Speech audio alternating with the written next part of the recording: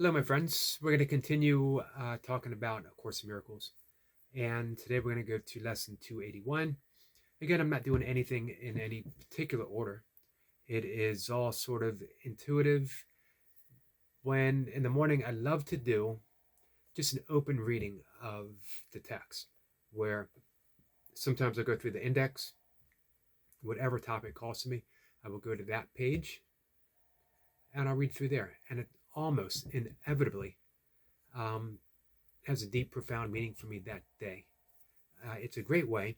If you've already worked through the text once, twice before, and you want to keep studying the text, it's a great way of just absorbing that deep wisdom, usable, immensely and immediately usable.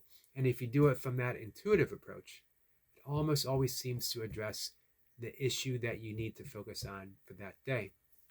As today, I can be hurt by nothing but my thoughts. Lesson 281. So again, this was purely intuitive that I read the text and it brought this lesson to mind.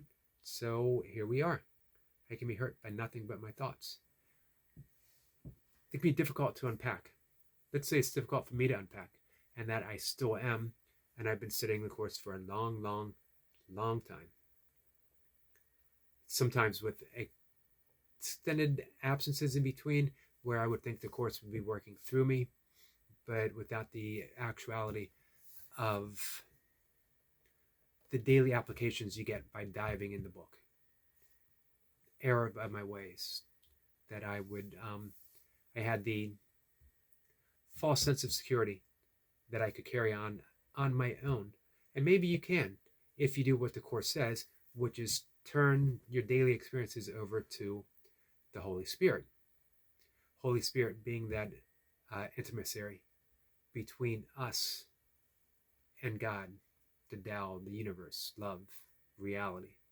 Sometimes it's just too big of a step for us to make, or we feel that we need a bridge to help us get there. That's what the Holy Spirit is. You can use whatever term you like. Comforting voice, whisper of an angel, wisdom from the Tao. Who cares? It's just words. It's just description.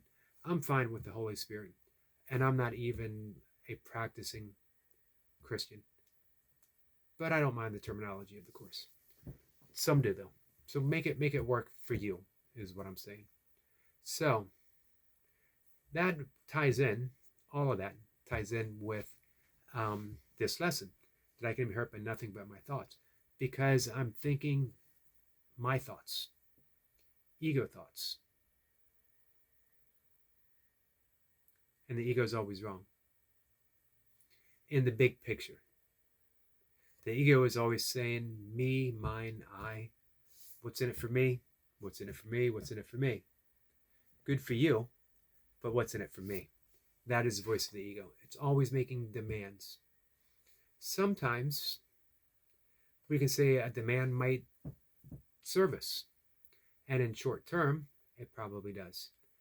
But Course in Miracles is asking us to take a long-term view, and in the long term, we get better, immediate benefits.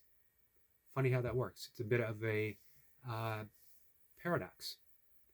Thinking in the long-term view of thinking with the voice of love, turning things over to the Holy Spirit, and we get better immediate benefits than if we were just thinking what's in it for me, instead of we were just making demands.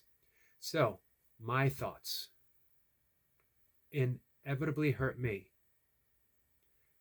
The thoughts that belong to God, which are mine by right of divine connection, can never hurt me and only lead to my greater good. We could say the entirety of A Course in Miracles is learning to think again with the mind of God, with the mind of love. We could say that the entirety of yoga is the same thing. Diminishing the voice and demands of the ego, seeing through it, seeing it for its illusory nature, not fighting it, not even pushing it aside, just not believing it as the primary source of who we are. And listening to the voice of, in yoga terms, it would be the Atman, the soul within, our light, our divinity, the spark. As well, I can be hurt by nothing but my thoughts. My thoughts are often what someone told me, and I've adopted them for myself. Someone told me that I was bad at math, probably in second or third grade, when I was actually bad at math. I'm still bad at math. But what if I didn't have that thought? How would I approach math? I don't know, because I still have that thought that I'm bad at math. My thoughts that tell me that I am separate, that tell me that I am an ego, that tell me that I am apart from you, and that you have the ability to hurt me with thoughts. And that in order to stop that, in order to put up a blockade, I protect myself with thoughts of grievances, non-forgiving thoughts, resentment, judgment, and I am hurt again. Because those thoughts, those non-forgiving thoughts, never hurts the other people. Their own thoughts of me being unforgiving might hurt them, but those aren't my thoughts. My thoughts are always here, but they're projected outward, and they're how I perceive the world. So I'm holding all of these thoughts of judgment, resentment, of grievances, and I'm being hurt because now I live these very thoughts, creating my perceptions. Now I live in a world full of grievances, full of resentment, full of hurt, pain, and anger and violence. It's definitely hurting me.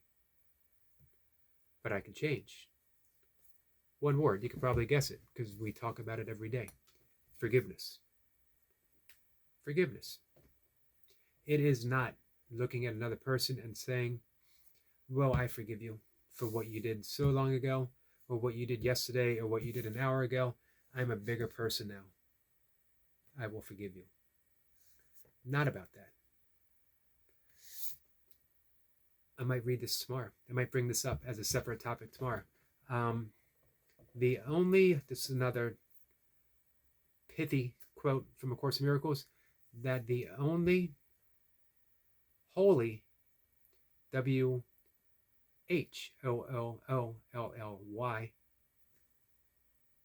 the only one true holy thought,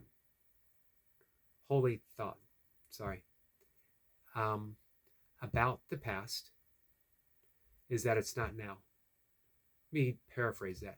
The only complete truth that can be told about the past is that it's not now. The Course used a very poetic language, and I'm mangling it, so I thought I'd put it in my own non-poetic language.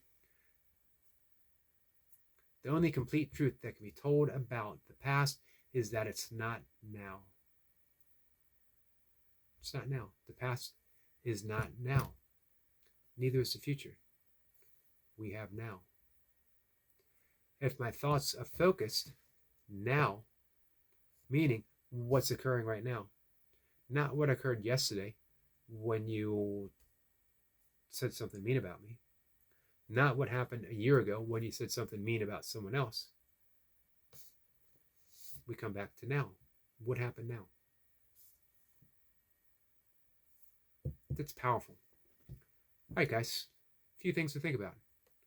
Leave a comment, like, subscribe. Let me know. Let me know what you guys think. All right? Take care.